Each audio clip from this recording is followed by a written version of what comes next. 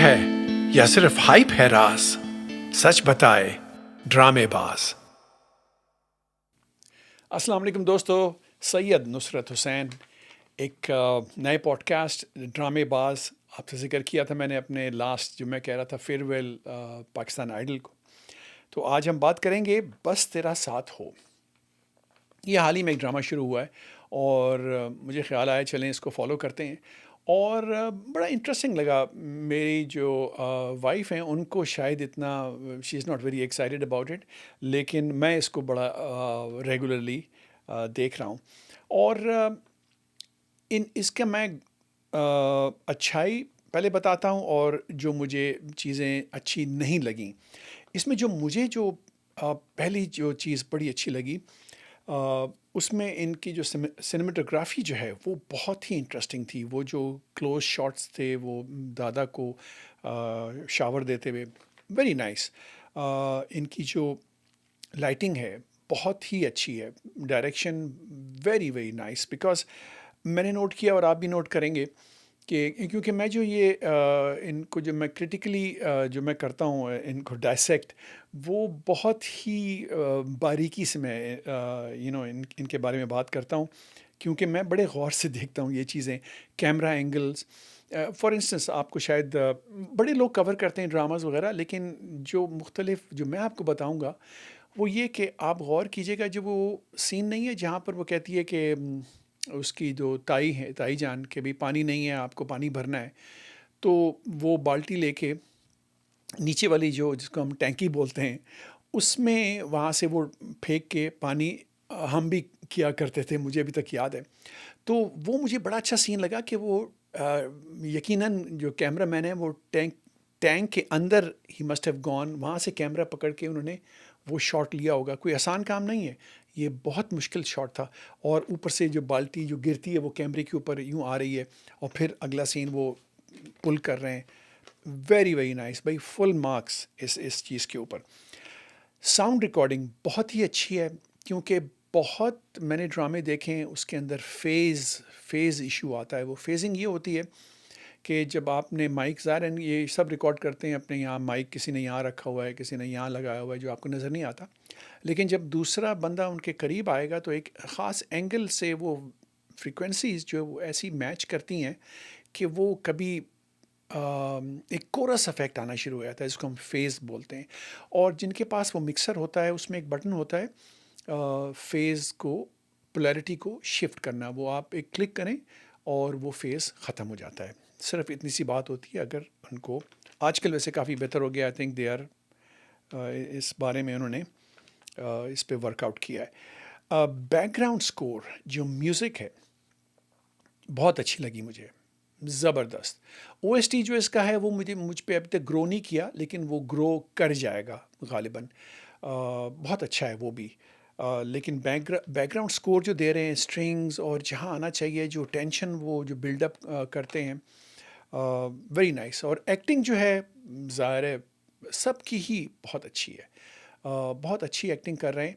In fact जो कि supporting cast जो है वो जो स्टूडेंट्स हैं उसके साथ अंसा के साथ, वो भी बहुत अच्छी एक्टिंग कर रहे हैं। लगता नहीं है कि जैसे कोई बिल्कुल नए लोग हैं, लेकिन they are doing a pretty good job, I must say. और अब आप कहेंगे कि भाई ख़राब क्या चीज़ें हैं।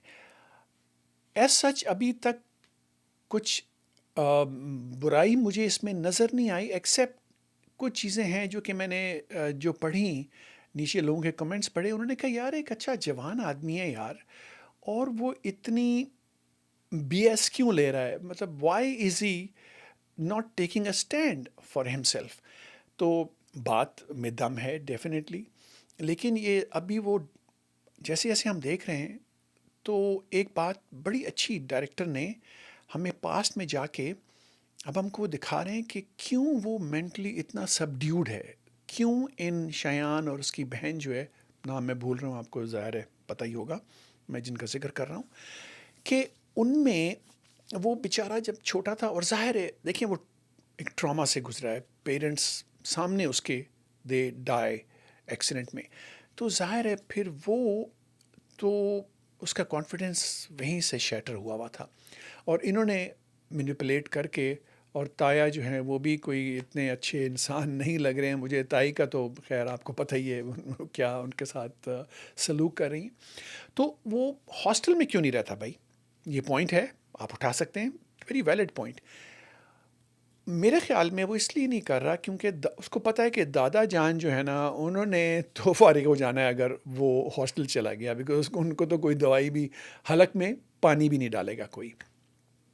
तो ये एक रीज़न है, आई थिंक वो नहीं हॉस्टल में जाता। लेकिन मैं क्या एक यहाँ पर एक और भी जिक्र कर दूं कि ये जब जैसे ही ड्रामा डेवलप होगा ना, जो फीमेल जो लीड रोल है उसका बड़ा स्ट्रॉन्ग एक कैरेक्टर दिखाया है, और बड़ी एक मैं समझता हूँ अच्छा एक स्ट्रॉन्ग विल्ड वो उनकी वो जो है पर्सनैलिटी है वो दिखाई है।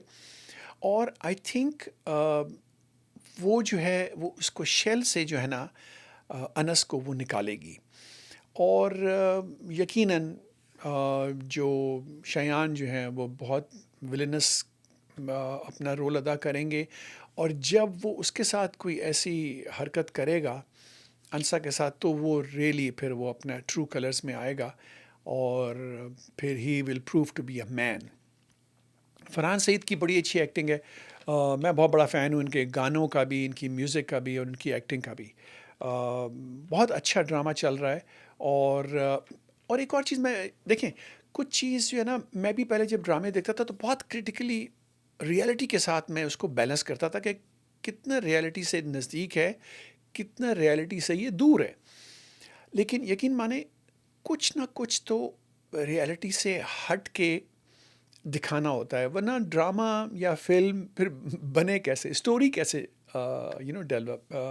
डेवलप हो। तो वो तो ज़रूरी है। तो कुछ ना कुछ चीज़ें हमें ओवरलुक करनी पड़ती हैं, और करनी पड़ किस तरह बोलना चाहिए हमको नज़रअंदाज करना, दैट्स व्हाट आई मीन। तो उम्मीद है ये आपको पसंद आएगा, और देखते हैं आगे क्या होता है। बट मुझे इसमें बहुत अच्छा एक मुझे प्रॉस्पेक्ट नज़र आ रहा है कि ये ड्रामा जो है ये बहुत अच्छा होगा। और अंसा का भी कैरेक्टर अभी देखते हैं, वो वकील बन रही हैं और सारा कुछ, लेट्स सी क्या होता है। लेकिन एंजॉय कीजिए, और उम्मीद है आपको पसंद आया होगा। अपना ख्याल रखिएगा, इंशाल्लाह फिर जल्दी मुलाकात होगी। थैंक यू, और खुदा हाफिज़।